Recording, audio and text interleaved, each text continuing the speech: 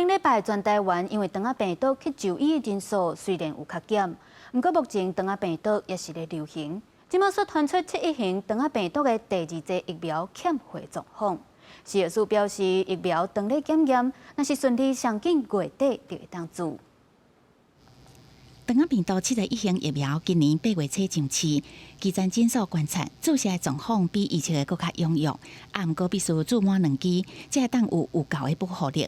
看人2个月时间已经到啊，真侪诊所的存货拢已经注完啊，目前还搁伫等进货。不少家长是烦恼无法度如期注到第2剂。第2剂呢，变成说没有货，那怎么办呢？其实虽然说延迟再打也不会有问题哈，但是我相信很多的那个病人呢，他已经被告知说2个月后要再打第2剂嘛，那你没有第2剂给他打，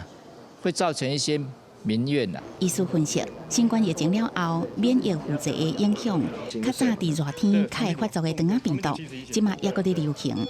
今年累积的重症已经达到10例，连续感染肠仔病毒71型的重症有致死死亡的风险。虽然是自费的疫苗，不过也是有真侪家长愿意互囡仔来做。食药署表示，肠仔病毒疫苗毋是公费的疫苗，会照顺序对厂商送来的疫苗做检验。高端公司于9月起陆续向食药署申请9批，共约17.5万剂肠病毒疫苗的检验封间，目前皆尚在检验中。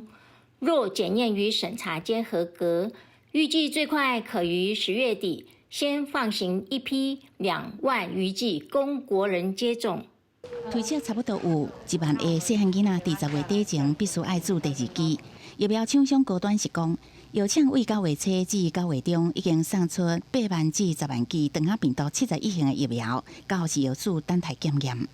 记者综合报道。